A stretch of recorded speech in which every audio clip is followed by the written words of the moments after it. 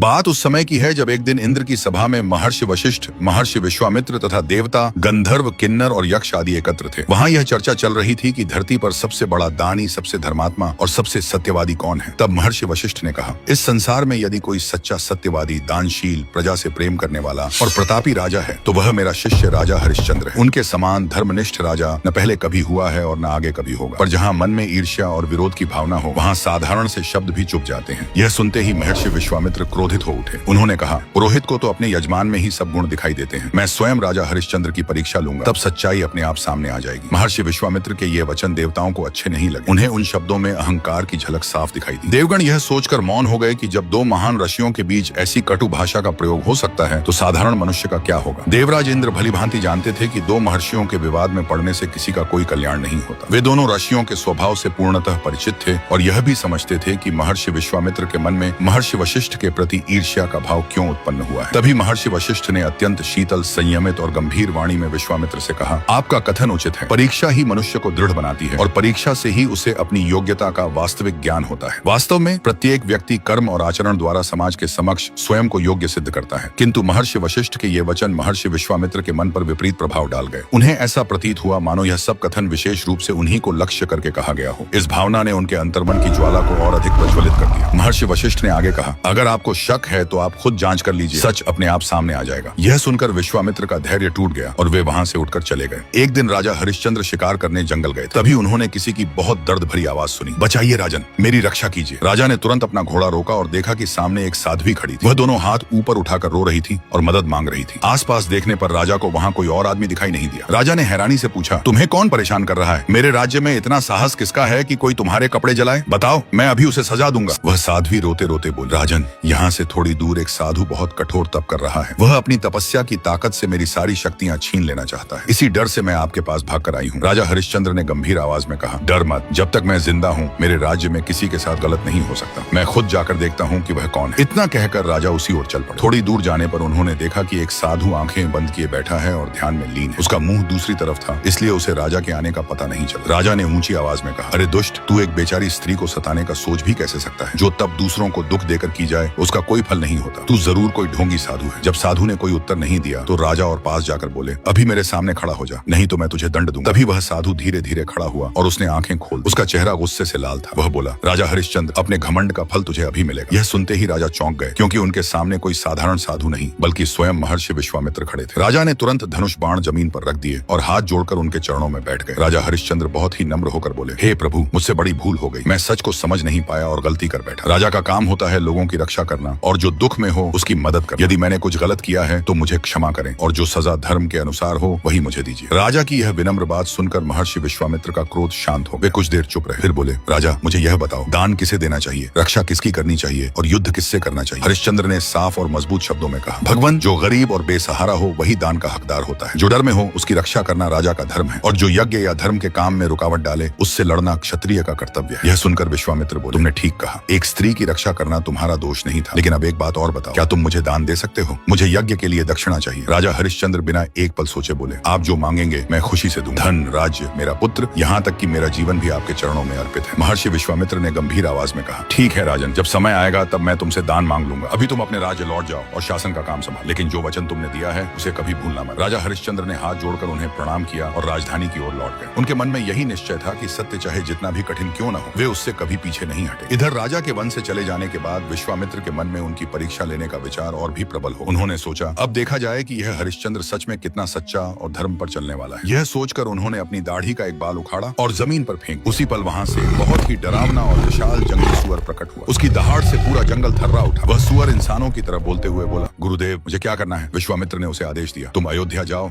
राजा हरिश्चंद्र के राजमहल के बगीचे को पूरी तरह नष्ट कर दो।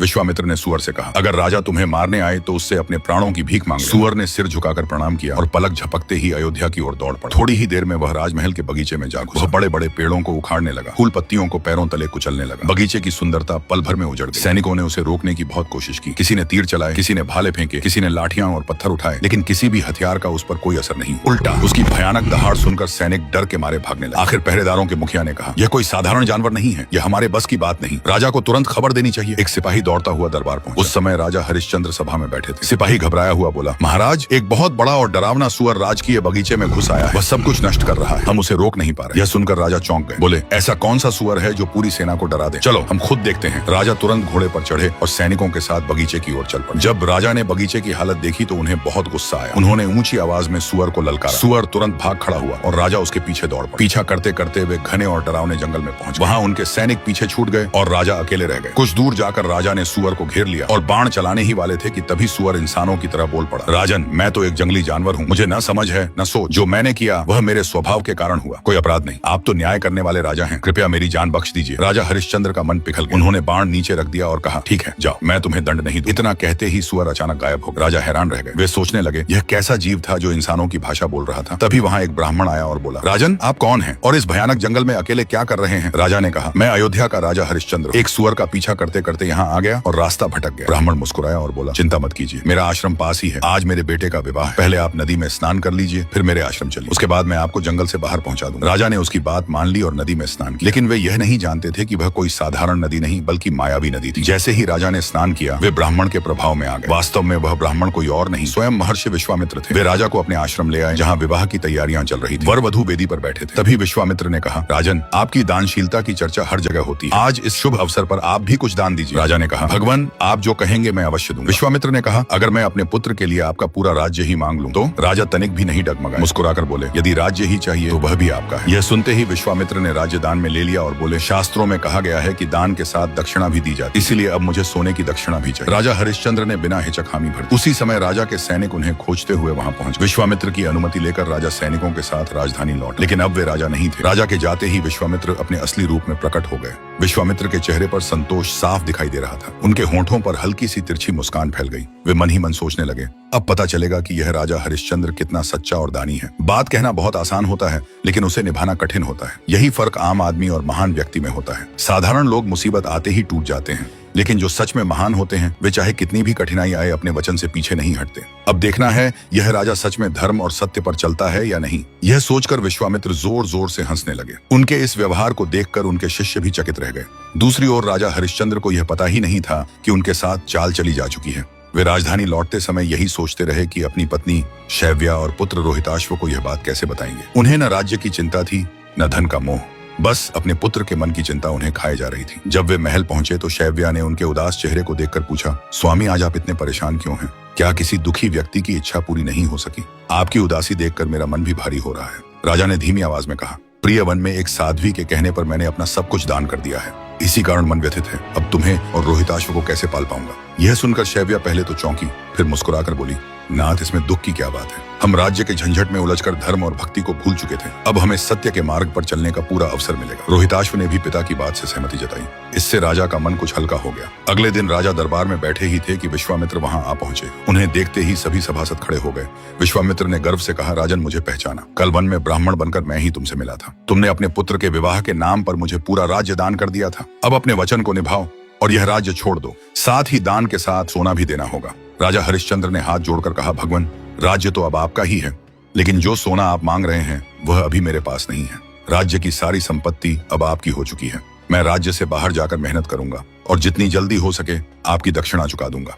विश्वामित्र ने कठोर स्वर में कहा, मैं तुम्हें 1 माह का समय देता हूँ। यदि तय समय में सोना नहीं मिला तो दंड दिया जाएगा। अभी अपने राजसी वस्त्र और आभूषण उतारो और साधारण वस्त्र पहन लो। राजा ने नम्रता से कहा, मैं आपके हर आदेश का पालन करूंगा। यदि वचन निभा न सका तो हर दंड स्वीकार करूंगा। यह कहकर उन्होंने अपने आभूषण उतार दिए और साधारण कपड़े पहन लिए। फिर वे भारी मन से महल की ओर लौट गए। जनता यह दृश्य देखकर भावुक हो उठी और एक साथ बोल पड़ी, नहीं राजन, हम आपको अकेला नहीं जाने देंगे, हम आपकी परछाई बनकर साथ चलेंगे। तभी विश्वामित्र अपने रथ पर सवार होकर अंगरक्षकों के साथ वहां आ पहुंचे। उन्होंने भीड़ के बीच राजा, रानी और उनके पुत्र को देखा और क्रोध में ऊंची आवाज में बोले, हरिश्चंद्र, तुम धर्म के मार्ग से भटक गए हो। दान देकर उसे वापस पाने का प्रयास कर रहे हो और प्रजा को भड़का रहे हो। यह राजधर्म का घोर अपमान है। विश्वामित्र की कठोर बातें सुनते ही हरिश्चंद्र ने बिना कुछ कहे अपनी पत्नी और पुत्र का हाथ पकड़ा और भीड़ को चीरते हुए आगे बढ़ गए। उधर आकाश से यह सब देखकर ब्रह्मा, विष्णु और महेश तीनों व्यथित हो उठे। भगवान शंकर के मुख से निकला, यह आश्चर्य की बात है कि एक तपस्वी होकर भी विश्वामित्र इतना कठोर व्यवहार कर रहे हैं। यह राजा अब मेरी नगरी काशी में आश्रय पाएगा। देखते हैं कौन इसका कुछ बिगाड़ सकता है। भगवान विष्णु ने शांत स्वर में कहा, महादेव धैर्य रखिए। सत्य की रक्षा के लिए महापुरुषों को कष्ट सहना ही पड़ता है। राज्य छोड़ने के बाद राजा हरिश्चंद्र गहरी सोच में पड़ गए। उनके मन में प्रश्न उठा, अब हम कहाँ जाएं? तभी उन्हें याद आया कि काशी भगवान शंकर की नगरी है। वहीं माँ अन्नपूर्णा निवास करती हैं। यदि कहीं शरण मिलेगी तो वहीं मिलेगी। यह सोचकर वे पत्नी और पुत्र के साथ काशी की ओर चल पड़े। कई दिनों तक कठिन यात्रा करने के बाद वे वहां पहुंचे। राजा हरिश्चंद्र के वहां से निकलते ही विश्वामित्र अपने असली रूप में आ गए। उनके कपड़े फटे और गंदे हो चुके थे। चेहरे पर भूख और थकान साफ दिखाई दे रही थी। फिर भी राजा का मन मजबूत बना रहा। वे जानते थे कि असली धर्म की पहचान दुख के समय ही होती है। काशी नगरी में कोई उन्हें जानता नहीं था। वे गंगा किनारे पहुंचे, थोड़ा जल पिया और थक कर बैठ गए। तभी रोहिताश बैठे एक कुत्ते को रोटी खाते देखा और मासूम आवाज में बोला, माँ मुझे भी भूख लगी है। यह सुनकर शैव्या का मन टूट गया। उसने बच्चे को सीने से लगा लिया और चुपचाप रोने लगी। पुत्र का दुख देखकर राजा का हृदय भी कांप उठा। उन्होंने बालक का ध्यान हटाने के लिए गंगा में तैरते पक्षी दिखाए, लेकिन भूखा बच्चा बार बार रोटी मांगता रहा। अंत में राजा ने कहा, शैव्या चलो माँ, अन्नपूर्णा के मंदिर चलते हैं। वहाँ कुछ खाने को मिल जाएगा और बच्चे की भूख शांत हो जाएगी। उसी समय माँ अन्नपूर्णा एक बूढ़ी स्त्री का रूप लेकर घाट पर आ गई। उन्होंने रोते हुए बालक को देखा और पूछा, यह बच्चा क्यों रो रहा है? राजा ने नम्रता से कहा, माँ हम बाहर से आए हैं, यहाँ हमारा कोई नहीं है। बच्चा भूखा है और हमारे पास देने को कुछ भी नहीं। बूढ़ी स्त्री मुस्कुराई और बोली, मेरे पास माँ अन्नपूर्णा का प्रसाद है, यह सबका अधिकार है, इसे लेने में संकोच मत करो। शैव्या ने चुपचाप सहमति दी। बूढ़ी स्त्री ने प्रसाद दिया, जिससे बच्चे का पेट भर गया और राजा रानी को भी थोड़ा बल मिला। इसके बाद भी वे दिन भर नगर में काम की तलाश में घूमते रहे, लेकिन कहीं कुछ नहीं मिला। थक कर वे बाजार के पास बैठ गए। तभी राजा ने दुखी मन से कहा, प्रिय आज पूरा 1 महीना हो गया है। अगर सूर्य डूबने से पहले मैं विश्वामित्र को दक्षिणा न दे पाया तो मेरा सत्य वचन टूट जाएगा। शैव्या ने धैर्य से कहा, स्वामी भरोसा रखिए, भगवान शिव अवश्य सहायता करेंगे। काशी में सत्य के लिए कोई न कोई रास्ता जरूर निकलेगा। कुछ दूरी पर विश्वामित्र खड़े यह सब देख रहे थे। उनके चेहरे पर चालाक मुस्कान फैल गई। वे आगे आए और कठोर स्वर में बोले, तो तुम यहाँ बैठे हो, मैं तुम्हें पूरे नगर में ढूंढ रहा था। हरिश्चंद्र, आज समय पूरा हो गया है। सूर्यास्त से पहले मुझे मेरी दक्षिणा चाहिए, वरना दंड मिलेगा। राजा ने हाथ जोड़कर कहा, भगवान सूर्य डूबने से पहले मैं आपको दक्षिणा अवश्य दूंगा। कृपया थोड़ा धैर्य रखें। विश्वामित्र कठोर हंसी हंसते हुए बोले, ठीक है, मैं फिर आता हूँ, लेकिन समय निकल गया तो दंड निश्चित है। यह कहकर वे चले गए और राजा का मन और भारी हो गया। राजा हरिश्चंद्र अपनी पत्नी और पुत्र के साथ साधारण वस्त्र पहनकर काशी की गलियों में भटकते रहे। दिन ढल रहा था और मन में एक ही बात थी, आज सूर्य डूबने से पहले दक्षिणा चुकानी है, नहीं तो सत्य वचन अधूरा रह जाएगा। लेकिन अनजान नगर में कोई उन्हें उधार देने को भी तैयार नहीं था। अंत में राजा ने गहरी सांस लेकर कहा, अब एक ही रास्ता बचा है, मुझे खुद को बेच देना होगा। राजा की व्यथा देखकर शैव्या ने शांत स्वर में कहा, स्वामी सत्य की शक्ति बहुत बड़ी होती है। सत्य से ही सूर्य उगता और ढलता है। हजारों दान और यज्ञ भी सत्य के बराबर नहीं होते। धर्म का पालन ही सबसे बड़ा कर्तव्य है। यह सुनकर राजा हरिश्चंद्र की आंखें भर आईं। राजा हरिश्चंद्र भारी मन से बोले, मैं जानता हूँ कि सच ही इंसान की असली पूंजी होता है, लेकिन आज मेरी हालत ऐसी है कि मुझे कोई रास्ता दिखाई नहीं दे रहा। तब शैव्या ने आंचल संभालते हुए कहा, स्वामी मैं आपकी पत्नी हूँ, आपके पुत्र की माँ हूँ। मैंने समझ लिया है कि मेरा सबसे बड़ा धर्म पूरा हो चुका है। अगर आज आपके वचन को निभाने के लिए मेरी बलि चाहिए तो आप मुझे बेच दीजिए। यह सुनते ही राजा हरिश्चंद्र सन्न रह गए। उनके हाथ कांपने लगे, आंखों से आंसू बह निकले। वे रोते हुए बोले, शैव्या यह तू क्या कह रही है? क्या पति पत्नी का रिश्ता इतना हल्का होता है कि मैं तुझे किसी और को सौंप दूं? ऐसा करना तो मेरे लिए पाप से भी बड़ा पाप है। लेकिन शैव्या शांत स्वर में बोली, स्वामी झूठा मनुष्य श्मशान के समान होता है। ऊपर से जीवित दिखता है पर अंदर से सब कुछ मर जाता है। झूठ बोलने से पूजा पाठ, दान पुण्य, यज्ञ तप सब व्यर्थ हो जाते हैं। पुराणों में एक राजा की कथा आती है जिसने बहुत यज्ञ किए थे, लेकिन एक झूठ के कारण स्वर्ग से नीचे गिर गया। मैं नहीं चाहती कि आप भी असत्य की वजह से अधर्मी हों। आप मेरी बात मान लीजिए और मुझे बेचकर सत्य की रक्षा कीजिए। उसी समय छोटा सा रोहिताश्व मासूम आवाज में बोला, माँ मुझे भूख लगी है। बच्चे की आवाज सुनकर राजा हरिश्चंद्र का हृदय कांप उठा। एक ओर पत्नी का त्याग था, दूसरी ओर भूखा पुत्र। उस क्षण राजा समझ गए कि सत्य का मार्ग कठिन जरूर है, लेकिन वही मनुष्य को अमर बनाता है। उसी समय रोहिताश्व ने मासूम स्वर में कहा, माँ मुझे भूख लगी है। रोहिताश्व ने पिता की ओर देखा। पिता की आंखों से भी आंसू बह रहे थे। तभी वह अपनी माँ से बोला, माँ पिताजी रो क्यों रहे हैं? क्या उन्हें भी भूख लगी है? यह सुनते ही राजा हरिश्चंद्र तड़प उठे और बोले, ठीक है, मैं यह कठोर काम भी करूंगा। मैं अपने पुत्र को इस प्रकार तड़पता हुआ नहीं देख सकता। मैं तुम्हें, रोहित को और स्वयं को भी बेच दूंगा, परंतु सत्य से कभी विचलित नहीं हो सकता। यह कहकर व्याकुल राजा हरिश्चंद्र उठ खड़े हुए और लोगों को पुकार पुकार कर कहने लगे, हे नगरवासियों, मेरी बात सुनो। यह मत पूछो कि मैं कौन हूँ, बस इतना जान लो कि आज मैं विवश होकर अपनी पत्नी और पुत्र को बेचना चाहता हूँ। यदि आप में से किसी सज्जन को दासी की आवश्यकता हो तो वह इसे खरीद सकता है। राजा की करुण पुकार सुनकर वहाँ एकत्र हुए लोग हैरानी से उनका मुख देखने लगे। तभी एक वृद्ध ब्राह्मण आगे बढ़कर बोला, मुझे एक दासी की आवश्यकता है। मेरी पत्नी बीमार रहती है, उससे घर का काम नहीं हो पाता। बताओ इसका क्या मूल्य है? यह सुनकर हरिश्चंद्र ने कहा, हे भगवान, मैं नहीं जानता कि इस पतिव्रता नारी का क्या मूल्य होना चाहिए। जो आपको उचित लगे वही दे दीजिए। तभी ब्राह्मण वेश में खड़े विश्वामित्र ने शैव्या का मूल्य लगाते हुए कहा, मैं इसके बदले 1 भार स्वर्ण मुद्राएं दे सकता हूँ। यह कहकर विश्वामित्र ने पोटली आगे बढ़ा दी। विवश होकर राजा हरिश्चंद्र ने वह धन स्वीकार कर लिया। तभी ब्राह्मण वेशधारी विश्वामित्र ने शैव्या को अपने साथ चलने को कहा। यह देखकर रोहिताश्व ने अपनी माँ का आंचल पकड़ लिया। ब्राह्मण झुंझलाकर बोला, अरे लड़के, साड़ी का पल्ला छोड़ दे, मैंने तेरी माँ को खरीदा है, तुझे नहीं। शैव्या रोने लगी और अपने पुत्र रोहिताश्व से बोली, पुत्र तू अपने पिता के साथ ही रह। पर रोहिताश्व ने पल्ला नहीं छोड़ा। तब ब्राह्मण शैव्या को खींचने लगा। इस पर शैव्या ने रोते हुए कहा, हे ब्राह्मण देवता, आपने मुझे खरीदा है, मैं आपकी दासी हूँ और आपके साथ चलने को तैयार हूँ, पर मैं आपसे प्रार्थना करती हूँ कि इस बालक को भी खरीद लीजिए। मैं पूरी शक्ति से आपकी सेवा करूंगी, अन्यथा मेरा मन इस बच्चे को छोड़कर नहीं रहेगा। ब्राह्मण ने क्रोधित होकर कहा, यह नहीं हो सकता। यदि मैं इसे भी खरीद लूंगा तो तू दिन रात इसी के लाड़ प्यार में लगी रहेगी, घर का काम कौन करेगा? शैव्या ने हाथ जोड़कर कहा, मैं सब काम करूंगी, यह मेरा वचन है। तब ब्राह्मण ने एक और भार सोना देकर रोहिताश्व को भी खरीद लिया। ब्राह्मण वेशधारी विश्वामित्र शैव्या और रोहिताश्व को एक वृद्धा के पास उसकी सेवा के लिए छोड़कर वापस राजा हरिश्चंद्र के पास आए और बोले, राजन, संध्या होने जा रही है, मेरी दक्षिणा का क्या हुआ? आगे क्या हुआ यह जानने के लिए चैनल को सब्सक्राइब कर कमेंट में नेक्स्ट पार्ट जरूर लिखें। शैव्या और रोहिताश्व की याद में डूबे राजा हरिश्चंद्र यह सोच रहे थे कि आज उनकी प्रिय पत्नी दासी बन गई और उनका पुत्र जो कल राजा बनने वाला था आज पराया हो गया। तभी विश्वामित्र की आवाज सुनकर राजा हरिश्चंद्र चौंक पड़े और स्वर्ण मुद्राओं की थाली उसकी ओर बढ़ाते हुए राजा ने कहा, ऋषिवर, यह लीजिए अपनी दक्षिणा। यह देखकर विश्वामित्र चौंक पड़े और बोले, अरे यह धन तुम्हें कहाँ से मिला? तुम क्षत्रिय होकर यह धन किसी से मांग कर तो नहीं लाए? देखो, केवल न्याय से उपार्जित धन ही दक्षिणा के योग्य होता है, अन्याय से कमाया हुआ धन मैं स्वीकार नहीं कर सकता। तब राजा हरिश्चंद्र ने उन्हें सारी बात बता दी। यह सुनकर विश्वामित्र बोले, लेकिन यह धन तो बहुत कम है, इससे मेरी दक्षिणा पूरी नहीं होती। शीघ्र ही और धन लाओ, नहीं तो परिणाम अच्छा नहीं होगा। ऐसा कहकर वे राजा को धमकाते हुए वहां से चले गए। सूर्यास्त होने में अभी कुछ समय शेष था। राजा हरिश्चंद्र अपने आप को बेचने के लिए नगर में निकल पड़े, परंतु किसी ने उन्हें नहीं खरीदा। अंत में वे श्मशान घाट पहुंच गए। वहां धर्म ने चांडाल का रूप धारण कर राजा के सामने आकर कहा, अरे तुम कौन हो और यहाँ क्यों आए हो? राजा ने कहा, भाई, जब तक सूर्य अस्त नहीं होता मुझे खरीद लो, मैं हर प्रकार से तुम्हारी सेवा करूंगा। चांडाल रूपी धर्म ने कहा, मुझे सेवक की आवश्यकता तो है, पर अपना मूल्य बताओ।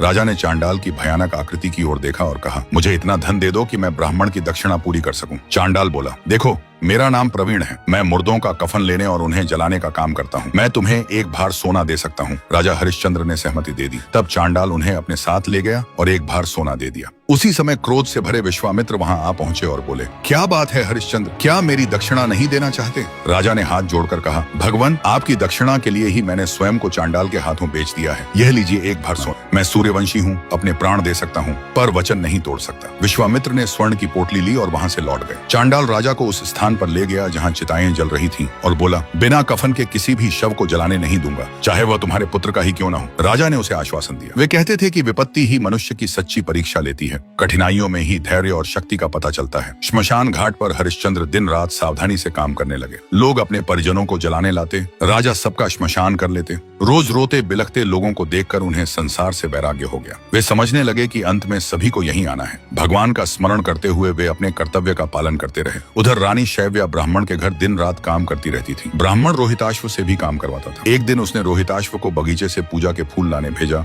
जहाँ एक विषैले सर्प ने उसे डंस लिया। विष के प्रभाव से बालक की मृत्यु हो गई। जब रोहिताश्व बहुत देर तक नहीं लौटा तो रानी उसे खोजते हुए बगीचे पहुंची। अपने मृत पुत्र को देखकर वे विलाप करने लगी। बहुत देर बाद वे स्वयं को संभाल पाईं और पुत्र का शव लेकर ब्राह्मण के पास पहुंची। उन्होंने कफन के लिए कुछ धन मांगा, पर ब्राह्मण ने देने से इनकार कर दिया। विवश होकर रानी अपने पुत्र को बाहों में उठाकर श्मशान पहुंची। वहां समस्या यह थी कि बिना कफन शव का दाह कैसे करें। उन्होंने अपनी साड़ी फाड़कर उसी में पुत्र के शव को लपेटा और चिता की ओर बढ़ी। तभी चांडाल के सेवक बने हरिश्चंद्र ने उन्हें रोकते हुए कहा, देवी, बिना श्मशान कर दिए आप शव नहीं जला सकती। पति की आवाज पहचान कर रानी ने सिर उठाया। हरिश्चंद्र ने भी उन्हें पहचान लिया। पुत्र के शव को देखते ही उनका हृदय फट पड़ा। रानी ने रोते हुए सारी बात सुनाई। भारी मन से हरिश्चंद्र बोले, देवी, मैं कर्तव्य से बंधा हूँ, श्मशान कर देना ही होगा। रानी बोली, स्वामी, मेरे पास देने को कुछ नहीं है, मैंने आधी साड़ी पहले ही फाड़ दी है। तब हरिश्चंद्र बोले, यदि चाहो तो साड़ी का शेष आधा भाग कर के रूप में दे सकती हो, पर बिना कर चुकाए मैं अनुमति नहीं दे सकता। जैसे ही रानी साड़ी बढ़ाने लगी तभी एक अद्भुत घटना घटी। पीछे से चांडाल आया और बोला, हरिश्चंद्र, तुम अपनी परीक्षा में सफल हुए। यह सुनकर राजा चकित रह गए। तभी पूरा श्मशान दिव्य प्रकाश से भर गया। देवगण स्वर्ग से उतर आए। विश्वामित्र भी प्रकट हुए और बोले,